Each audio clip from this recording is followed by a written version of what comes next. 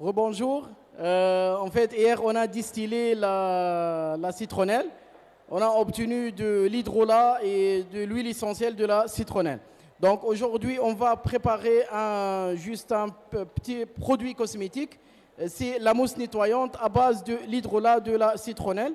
En fait, pourquoi on a choisi l'hydrolat de la citronnelle? Vu sa composition, ok?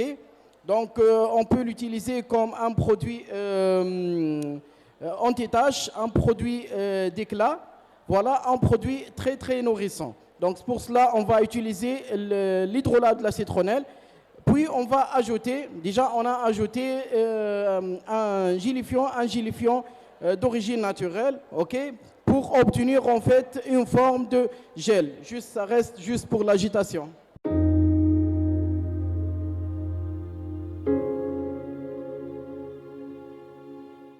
Nous sommes très heureux d'être parmi vous. Alors, je veux ajouter des trucs sur tout ce qu'a dit Dr Balti. Il ne suffit pas de connaître la formulation pour avoir un produit efficace. Alors, je vais refaire. Il ne faut pas seulement connaître la formulation, les dosages et les ingrédients pour avoir un produit efficace, mais il faut connaître deux autres facteurs. Les bienfaits des ingrédients et des actifs que vous allez mettre et la particularité de peau dont on va préparer ce produit. C'est-à-dire, lorsqu'on cherche des actifs à mettre dans nos produits, il faut toujours chercher par rapport les bienfaits thérapeutiques. Est-ce que ce produit est nourrissant, éclaircissant, anti-âge, hydratant, mais aussi il faut aussi chercher quelles sont les contre-indications de ce produit. Il ne faut pas se limiter seulement sur les bienfaits. Il faut chercher les contre-indications pour ne pas avoir des problèmes chez les consommateurs ou bien chez les utilisateurs. Deuxième point, il faut très bien connaître les différents types de peau de votre clientèle. Si on veut fabriquer un produit, il faut qu'on maîtrise très bien les différents types de peau, le diagnostic de chaque type de peau pour que notre produit sera efficace. Il ne faut pas faire des produits généraux qui marchent à tout type de peau, mais il faut être très spécifique parce que les particularités des peaux diffèrent. Par exemple, si je veux faire un produit, une mousse nettoyante spéciale pour les peaux grasses, ça veut dire qu'elle ne marche pas pour les peaux sèches parce qu'elle ne possède pas les mêmes particularités. Pour avoir plus de détails, donc, pour une peau qui est très grasse, par quoi elle est caractérisée? Si on dit une peau grasse, par quoi elle est caractérisée? Par la présence des pores dilatés, par la présence de l'excès de sébum, la présence des comédons. Les comédons, ce sont les acnés, les points noirs et toutes les imperfections qui peuvent apparaître. Donc, et surtout l'excès de sébum qui a rendu ces acnés et ces comédons. Par contre, pour la peau sèche, elle est caractérisée par un dessèchement, par un manque de nutriments, par une pauvreté, soi-disant pauvreté dermatologique. Donc les besoins de ces deux types de peau ne sont pas les mêmes. Donc c'est pour cela qu'on doit se focaliser bien sur les différents types de peau, choisir les bienfaits et les contre-indications de chaque actif qu'on doit mettre. Puis la troisième étape, on fait la formulation. Donc, ces 3 points à bien maîtriser, et il faut faire très attention parce qu'elles sont très critiques.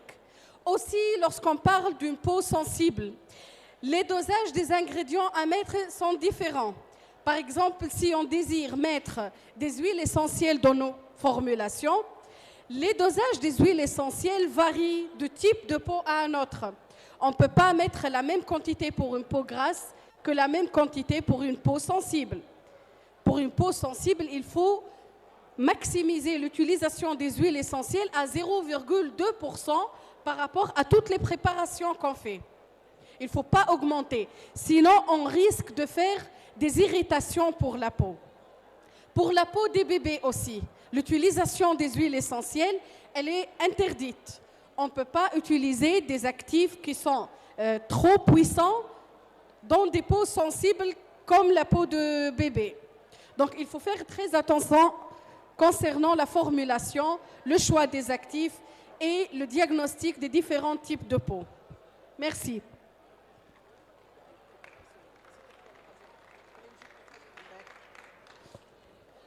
Pour notre formulation aujourd'hui, pour la mousse nettoyante, on a choisi des produits qui sont hydratants, qui sont apaisants, comme l'aloe vera. Et je pense que tout le monde possède et connaît l'aloe vera au Mali.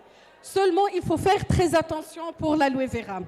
Alors, l'aloe vera présente plusieurs variétés sur le territoire malien. Il faut bien choisir la bonne variété d'aloe vera qu'on doit extraire son jus. Il faut choisir l'aloe vera dont elle possède le dosage le plus faible en aloïne. C'est une molécule jaune qui se trouve à l'intérieur de l'aloe vera. Donc, cette molécule est très toxique. À chaque fois que son dosage est élevé, on obtient un produit toxique. Donc, il faut faire très attention pour l'utilisation de l'aloe vera naturelle dans vos préparations. Donc, nous, maintenant, on va travailler avec de l'aloe vera qui est soft, qui est analysée et qui a une certification bio par l'organisme EcoCert. Donc, hier, nous avons trop parlé de la traçabilité. Pour faire des produits aussi qui sont très efficaces, il faut que chaque ingrédient possède une fiche technique et fiche d'analyse. On ne doit pas utiliser des ingrédients sans analyse et sans fiche technique. Ça, c'est obligatoire dans le cas de certification. Si on veut certifier nos produits, par exemple par les normes ISO 22716, qui est la norme de la cosmétique, on doit avoir la traçabilité de tous les documents qu'on a, qui sont les factures d'achat, les fiches techniques des produits de matières premières et surtout les fiches d'analyse. Si on a ces produits-là, ces documents-là, on peut faire la certification. Et il y a certains qui passent au-delà de l'ISO 22716, mais qui veulent certifier en biologique. La certification biologique, peut-être en Tunisie, c'est très difficile d'avoir une certification biologique. Contrairement au Mali, qui est très possible. Pourquoi? Parce que les terrains maliens sont encore vierges, il n'y a pas trop d'industrialisation, pas beaucoup de pollution, ce qui rend la certification en biologique facile. En Tunisie, inversement, on a beaucoup de pollution d'air, de sol, il y a beaucoup des industries, ce qui rend la certification un peu difficile, mais après une période de conversion. C'est-à-dire les organismes certificateurs, ils exigent une période de conversion, c'est-à-dire on laisse les sols reposer pendant 2 années, puis on passe à la certification. Donc vous avez l'avantage que vos sols sont facilement certifiables, donc on peut entamer les certifications facilement. C'est bon? Ok, pas de souci. Donc ça concernant l'aloe vera.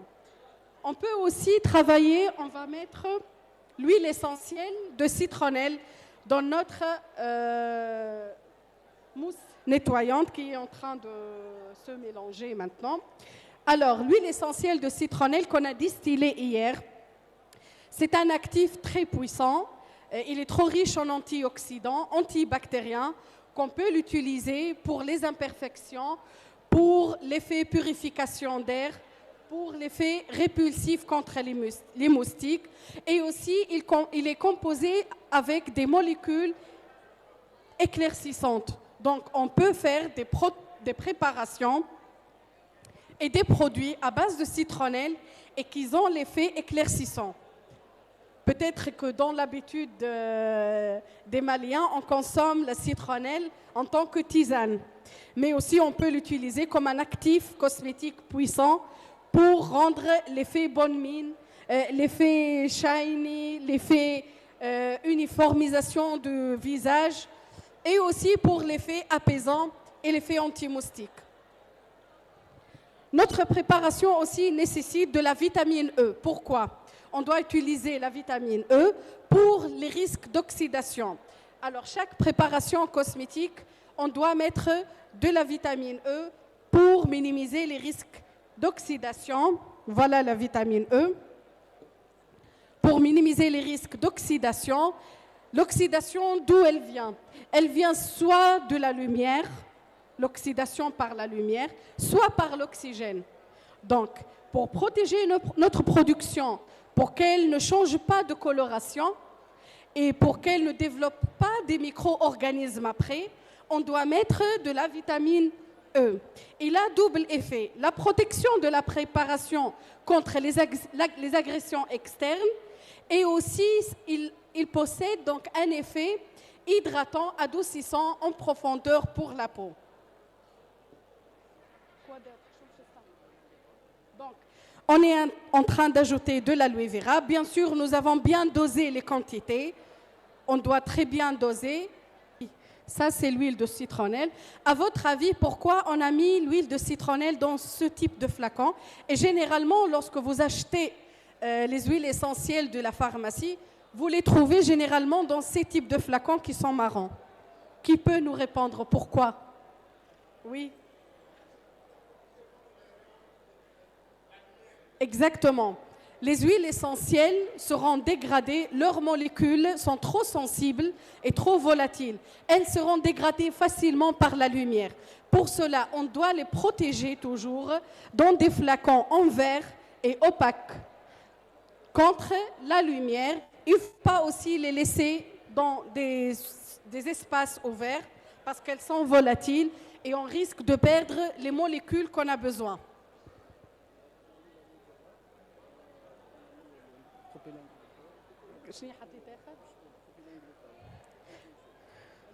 Aussi, pour la stabilité de notre préparation, on va ajouter un dérivé de la glycérine qui est le monopropylène glycol. C'est un ingrédient utilisé en pharmacie, en cosmétique et en agroalimentaire. C'est un adoucissant puissant. C'est un dérivé de la glycérine. Dans certains pays, la glycérine est interdite. Je ne sais pas, docteur Koulibaly, au Mali, c'est interdit ou bien c'est autorisé. Ce n'est pas interdit. En Tunisie, c'est interdit d'utiliser la glycérine pour des risques de terrorisme. Donc, on utilise le monopropylène glycol comme un stabilisant de cette formulation et comme un adoucissant pour la peau. Oui. On ajoute aussi la vitamine E. Pour clôturer la formulation, on doit ajouter un agent moussant. Il y a plusieurs agents moussants commercialisables. L'agent moussant, c'est celui qui va faire le nettoyage et qui va faire l'effet de la mousse. Certaines me disent que pourquoi on n'utilise pas des extraits directs de plantes et on les met. Il y a un grand problème, c'est de stabilité. Si on utilise des actifs directement des plantes, on risque de perdre la stabilité de la formule.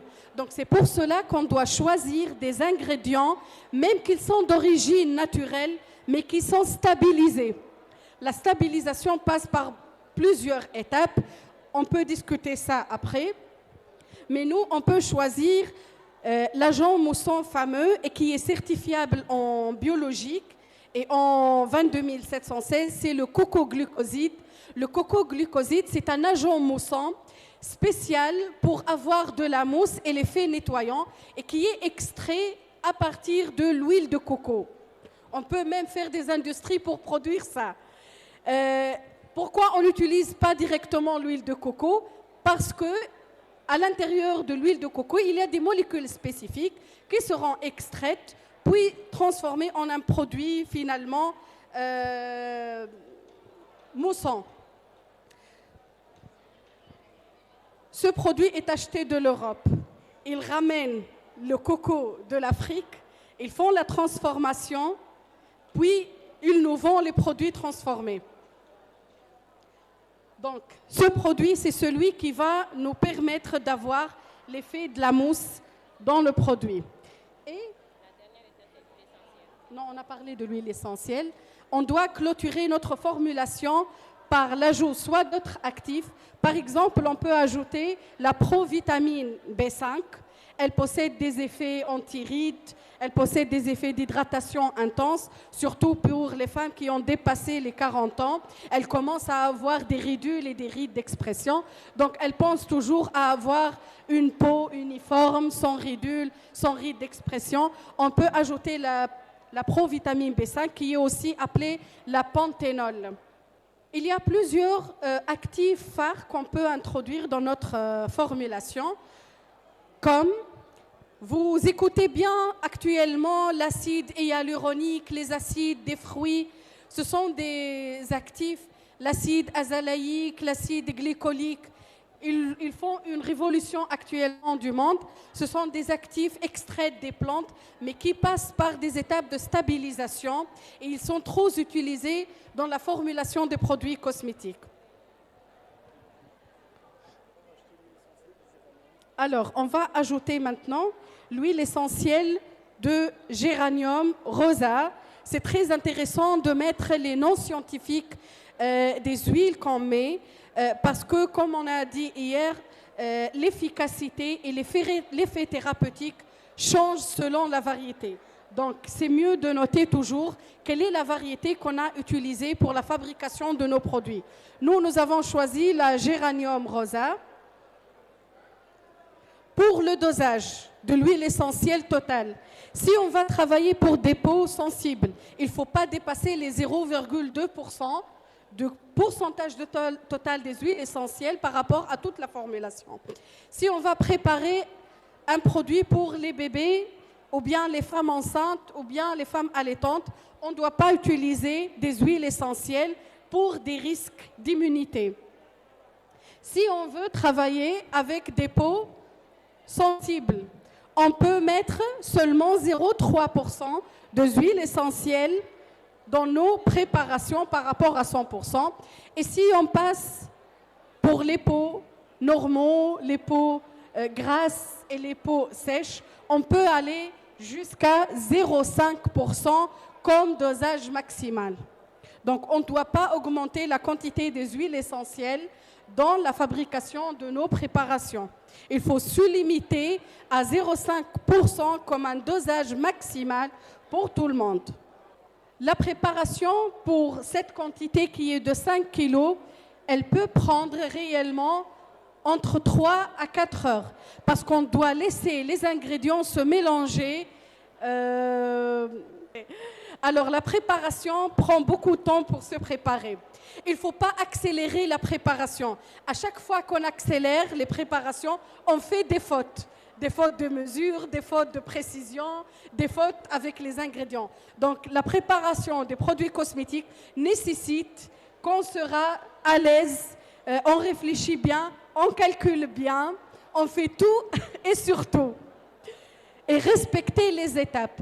Donc, on choisit les ingrédients, on fait nos calculs et nos dosages, on prépare la matière première, puis à la fin, on passe à la fabrication. Il y a un truc qu'il ne faut pas l'oublier. L'emballage qu'on doit utiliser pour la mise en bouteille. On doit obligatoirement passer à l'étape de stérilisation des pots.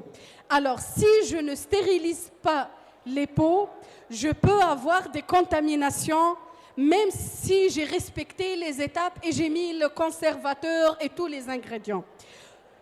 C'est ça ce qu'on appelle la traçabilité. On doit tout suivre pour chercher le problème, il est où. Si je n'arrive pas à désinfecter nos équipements, on risque d'avoir des contaminations et on perd le produit. Alors, la stérilisation, comment se fait pour l'emballage en verre, par exemple?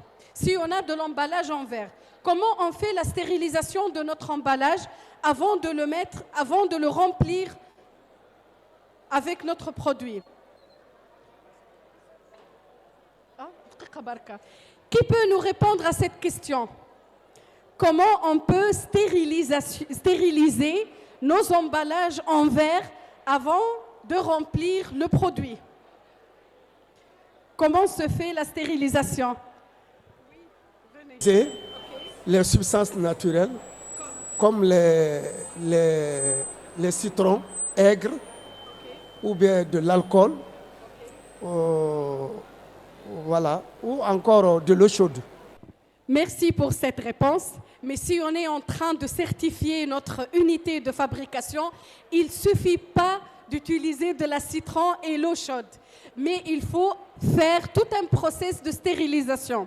Donc, il faut que notre emballage soit chauffé pendant 40 minutes à une température qui est égale ou qui dépasse à 100 degrés. La stérilisation pour tout type d'emballage en verre se fait à une température supérieure à 100 degrés pendant entre 30 et 40 minutes. L'utilisation de citron, ça va bloquer le développement de certaines bactéries et certains micro-organismes. Mais les moisissures et les germes ne peuvent pas être éliminés. C'est pour cela qu'on ne prend pas le risque. On doit chauffer bien 40 minutes à une température 100 degrés. Soit on utilise un stérilisateur industriel, là où il est bien avec les régulations nécessaires, ou bien, c'est plus simple, on fait une grande marmite en inox, on la remplit d'eau. Après qu'elle commence à bouillir à 100 degrés, on met notre emballage, on compte 40 minutes, puis on fait sortir, bien sûr, on ne sort pas l'emballage avec des mains et on les touche, on fait les sortir avec des pinces spécifiques, on les met donc fermés, on les laisse reposer, puis on l'utilise. Donc la stérilisation, c'est très importante pour avoir des produits de qualité aussi, sinon on risque d'avoir des développements des micro-organismes après. Maintenant, on va vous montrer la technique de remplissage. Ceci est une mini remplisseuse manuelle. Alors, il faut aussi savoir un truc, que pour les personnes qui veulent travailler dans les normes, à chaque fois que je minimise le contact des mains, à chaque fois que je minimise le risque de contamination, il faut minimiser au maximum l'utilisation des mains. OK? Le remplissage manuel, ça permet de toucher plus le produit et plus les contaminations apparaissent. Donc, ici, on utilise une machine de remplissage manuelle. Elle est très simple, avec une doseuse. Oui. Il faut être sûr que les matériaux utilisés aussi, ce sont de l'inox. Il ne faut jamais faire des préparations cosmétiques dans des équipements en aluminium ou bien Tefal ou bien les trucs de cuisine. Soit on utilise le verre, soit l'inox ou bien le plexi qui est spécial pour les béchères et les instruments et les verreries. Ils sont partis chercher. J'ai demandé à ceux qui t'envoient. Bisous à toi.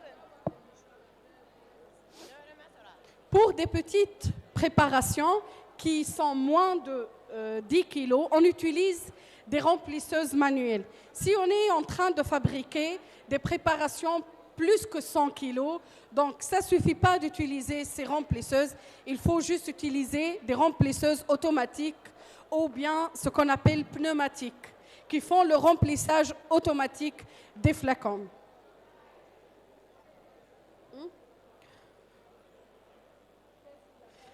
Nous avons passé donc l'échantillon à tester. Bien sûr, l'essai qu'on a fait, il est hors norme parce que les conditions de stérilisation de l'environnement n'est pas respectées. C'est juste une petite simulation pour vous montrer comment on fait la formulation et la préparation des produits, c'est tout. Mais sinon, si on est dans un laboratoire ou bien dans une unité de fabrication, il y a des normes strictes concernant la stérilisation et l'hygiène, la sécurité de l'unité.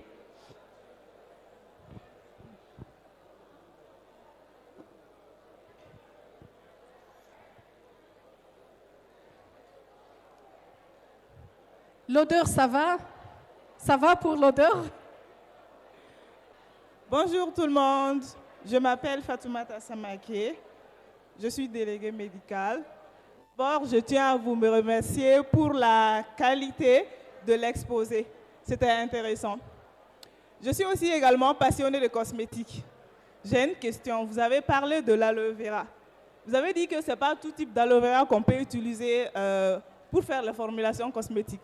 Maintenant, ma question est, comment savoir que cet aloe vera est le bon? Voilà, merci. C'est une très bonne question parce qu'il y a beaucoup de gens qui cultivent l'aloe vera et qui ne connaissent pas s'il s'agit de l'aloe vera qui est la plus adaptée à la cosmétique ou non. La réponse est très simple. On fait l'extraction d'un échantillon et on passe à l'analyse laboratoire pour tester la quantité d'aloïne qui est dedans. Si il y a des seuils, si la quantité d'aloïne qui est la substance jaune, qui est toxique, qui dépasse les normes internationaux, donc cette variété n'est pas adaptée. On doit chercher voilà, la variété dont le taux ou bien le dosage d'aloïne est très faible. Ça nous informe de l'adaptabilité de cette variété sur les types de peau. C'est pour cela qu'on a parlé au début de la traçabilité de la matière première. Il faut qu'on achète de la matière première qui est analysée avec sa fiche technique pour être sûr de la qualité du produit qu'on va obtenir après. Merci. Parfois, si on utilise de l'aloe vera direct sur la peau, on aura des irritations. Et on dit pourquoi? C'est parce que la variété qu'on a n'est pas la plus adaptée à la cosmétique ou bien le taux d'aloïne, il dépasse les seuils. Pour cela, parfois, on conseille les gens, si vous faites la récolte de vos aloe vera, vous les trempez dans l'eau, débarrassez de la substance jaune au maximum. Lorsqu'elle devient très transparente et vous éliminez toute la substance jaune, vous pouvez après l'utiliser. Mais de point de vue certification et traçabilité, on doit utiliser la bonne variété. Qui a d'autres questions? Ma question, juste, je viens de voir, par exemple, la pâte d'arachide, on a combiné, on a remplacé par certains fruits naturels. Mais est-ce que à cette combinaison des fruits, est-ce que ça ne peut pas donner autre substance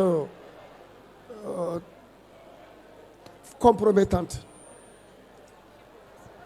C'est une très bonne question. Alors pour moi, ce que je conseille les agriculteurs et les gens qui possèdent des terrains, par exemple d'arachide, alors il faut tout d'abord faire une analyse de composition de l'arachide que vous avez dans votre champ ou bien après extraction de l'huile. À partir de cette analyse de composition, on cherche les molécules majoritaires, puis on définit les bienfaits et les contre-indications à la fois. Et après, on peut connaître quels sont les effets thérapeutiques qu'on peut l'utiliser dans notre produit. Par exemple, nous, en Tunisie, on utilise beaucoup l'huile d'arachide dans les préparations cosmétiques, surtout pour l'hydratation, les effets anti-âge, parce qu'elle présente un effet hydratant important. Mais il faut faire très attention parce que l'arachide, c'est un produit allergénique. Et il faut mentionner ça dans l'étiquette pour que les personnes qui ont une allergie contre l'arachide ne tombent pas dans ce problème. Et aussi pour protéger notre marque. Parfois, il y a des gens qui nous disent « Pourquoi je dois écrire les contre-indications ? Ça va diminuer la visibilité de mon produit. » Mais c'est faux. C'est pour me protéger en tant qu'une marque. Il faut mettre toutes ces informations, les allergènes, les contre-indications, les personnes qui ont des problèmes cutanés, par exemple, pour les protéger et pour protéger notre marque. Mais pour l'huile d'arachide, il est très utilisé, surtout chez nous en Tunisie, on l'utilise beaucoup en cosmétique pour ses effets thérapeutiques. Voilà, merci. Je crois que les deux questions posées, je voulais compléter. Et en réalité, quand on fait un produit, il faut connaître la qualité de la matière première utilisée. C'est le point de départ fondamental. Et la matière première, il faut d'abord savoir qu'est-ce qu'il contient, qu'est-ce qui est négatif, qu'est-ce qui est positif, et faire la part des choses. Donc c'est de cela qu'il s'agit. Et en cosmétique, on doit se faire belle. Donc, il y a la réglementation pour tester la tolérabilité d'un cosmétique. Il y a des produits qui ne peuvent pas figurer dans un cosmétique. C'est très important. Et quand il y a les espèces que vous voulez utiliser, ce n'est pas parce que l'espèce est disponible que je vais utiliser.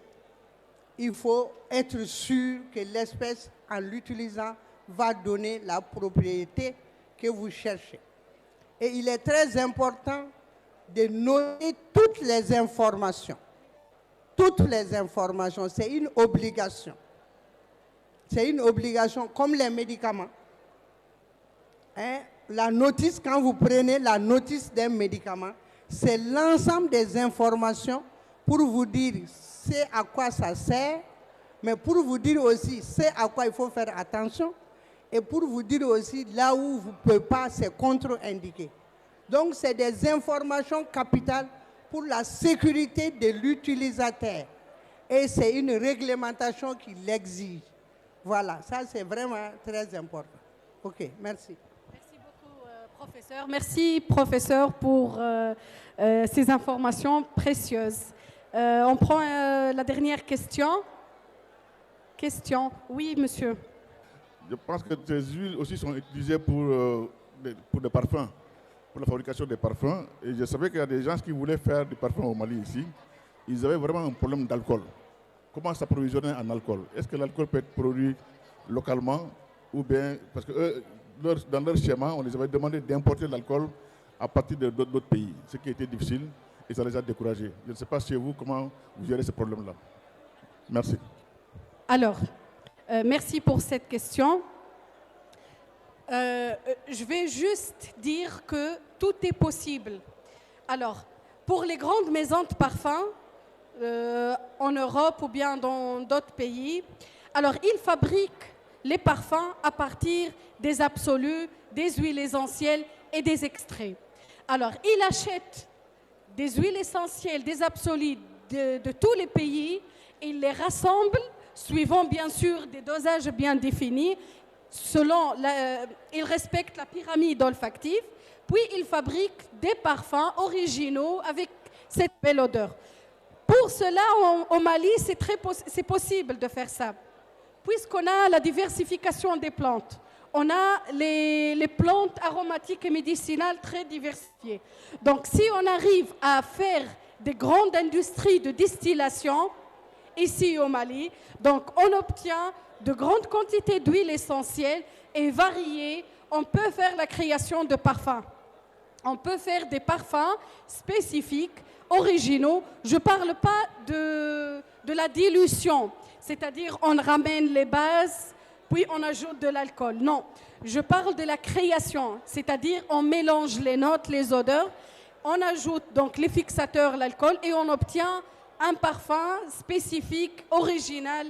Et oui, c'est possible, à condition qu'on développe bien le domaine d'extraction des huiles essentielles. Si on obtient des huiles essentielles de plusieurs types de plantes, on peut avoir du parfum créé. Donc, je vous remercie bien pour votre présence, pour vos questions pertinentes. Je suis sûre qu'après ce Kenya Expo 2026, il y a beaucoup de choses qui vont changer. Alors, n'hésitez pas à nous contacter, même pour différents types de questions. Nous sommes ouverts à discuter, à vous expliquer, à se collaborer avec vous. Il faut juste chercher l'information et on est là. Merci.